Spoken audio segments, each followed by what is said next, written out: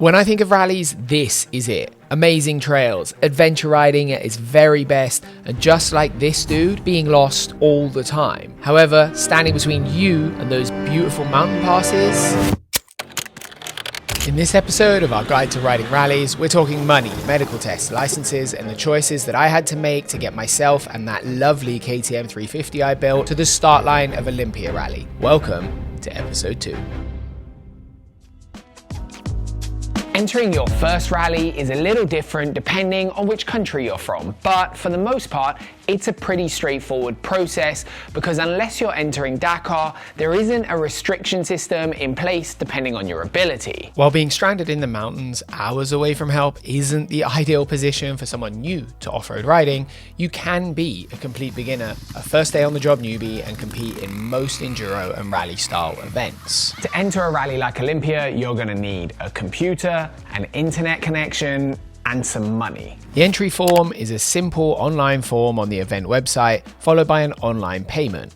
The entry fee, I think, is an incredibly good value at €700 for 6 days riding. This part is easily the simplest part of the process. From then on, we've got some decisions to make because you can't race a rally without a race license. This license stuff is a little bit messy, so try to stay with me here. Fortunately, off-road racing doesn't have a license ladder structure like car racing. You will, however, need a race license from your country's FIM affiliated governing body. So in the UK, that's the ACU. If you live in Greece, that's the Greek Federation, which is called ELPA.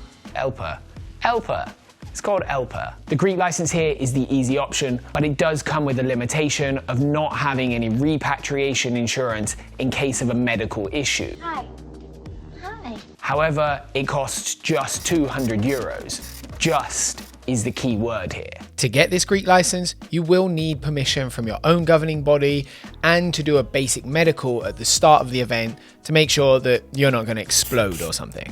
The trade-off here is that the UK license is significantly more complex and more expensive, but it comes with far better insurance that covers repatriation in the event of an incident. As a UK resident, Olympia Rally is an international rally, and because it's a cross-country rally, it falls under a very specific set of rules to get your license. This is the same set of rules as if you were going to ride in the Dakar. It's complicated and expensive and painful, and I don't know why you would do it, but I did. And I did it because I wanted the repatriation insurance. And I tried to get this privately, and it's very difficult. So I went down that route. Now, to get this license, you're going to need to do 3 medical tests. The simplest is a basic tick box medical from your doctor. It's super simple. It takes about 20 minutes, and it cost me a wallet-friendly £32. After that, you'll need a stress or exercise ECG. This is an exercise test to make sure your heart is in good enough condition to ride. It's not a fitness test, and these tests are both valid for 3 years. Lastly, you'll need an echocardiogram once. It's a lifetime long test where the doctor listens to your heart. It's cool. Trust me, it's really cool. Seeing your own heartbeat on the screen, woo, that was exciting. And with the light, you can hear it as well. You can hear the blood whooshing.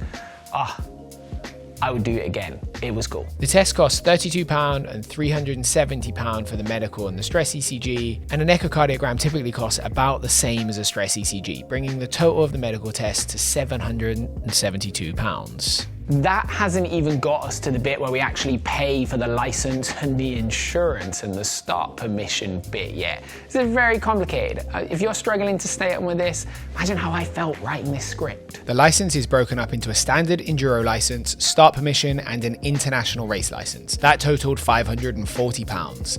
Adding the medical bills brings us to £1,312, and our total cost to a chunky £1,981. Once you've done the many forms, paid the monies out, and built your bike, it's time to get to the race.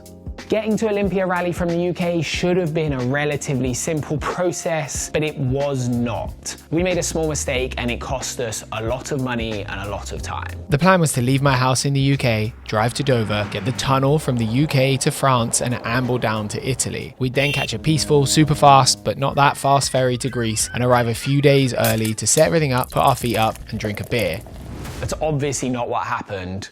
I will come back to that very painful bit of this story in a little bit. When it comes to getting your bike to most rallies, the easiest approach is to use an agent. In the UK, we have a few, like Desert Rose Racing, who will transport your bike and kit to the event. To that package, you can add mechanical assistance or even rent a ready-to-ride bike. That way you can fly and ride like a professional racer, and logistically, it is very easy. And most of the time, the event organizers will have a list of companies providing that service. The cost for Olympia Rally starts at £1,200, plus adding those extras such as mechanical service packages or getting your flights. That's not what we did.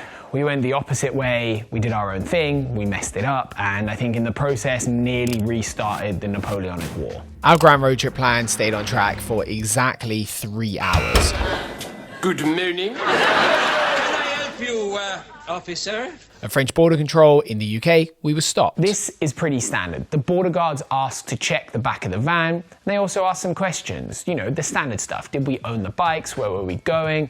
And we told them. I was like a kid on Christmas. I was going to Greece. I had a new bike. We were going racing. We even showed them the entry list for the race we were going on, and they gave us a €500 fine. I'm not going to add too much politics to this conversation, but post-Brexit means motorsport vehicles should have an ATA carnet to leave the island. It's a messy old box where registered vehicles shouldn't be on an ATA carnet, but motorsport vehicles should, and no one knows what happens if you have one with both, unless you're a French border guard on that day. Do you have the long-distance dick?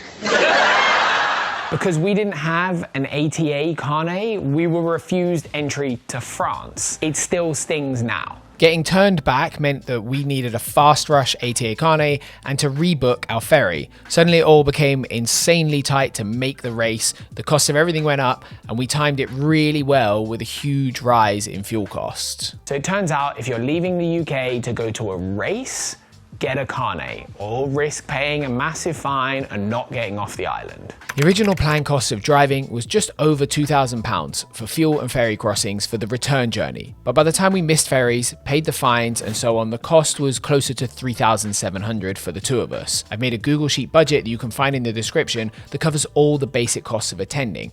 It's almost impossible to do it any cheaper than sending your bike with Desert Rose Racing. Can you imagine this video series if we hadn't made the event? That would not have gone down well. Eventually we did, gallivanting across Europe slowly but surely in our camper. The next step in the logistics train was organising a place to stay.